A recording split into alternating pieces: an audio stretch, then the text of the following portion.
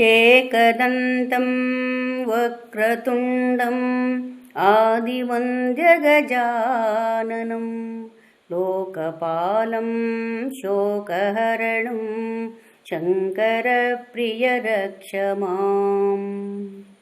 वटुरूपं वरदहस्तगोकर्णक्षेत्रस्थापकं पुरन्दरास्थितदेवदेवं शङ्करप्रियरक्ष माम्।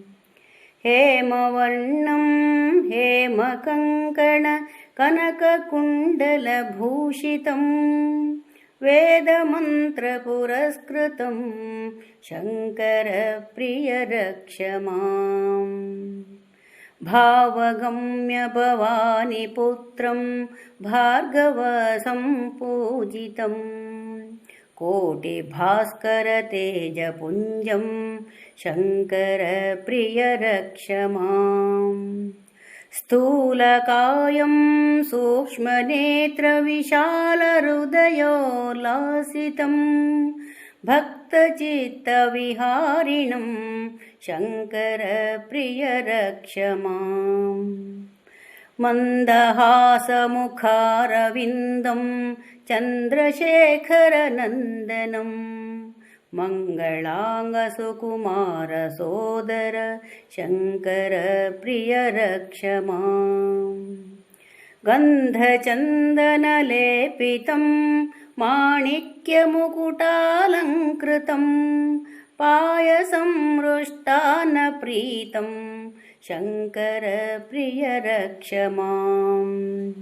नित्यनिर्मलनिजानन्दं पाहि मां पुरुषोत्तमं सङ्कष्टहरगणनायकं शङ्करप्रियरक्ष माम्।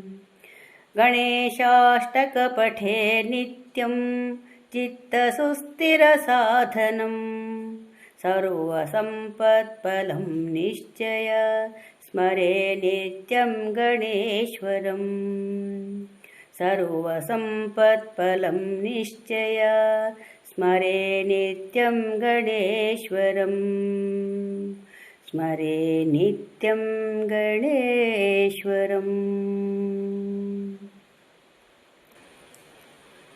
एकदन्तं वक्रतुण्डम् आदिवन्द्यगजाननं लोकपालं शोकहरणं शङ्करप्रियरक्ष माम्।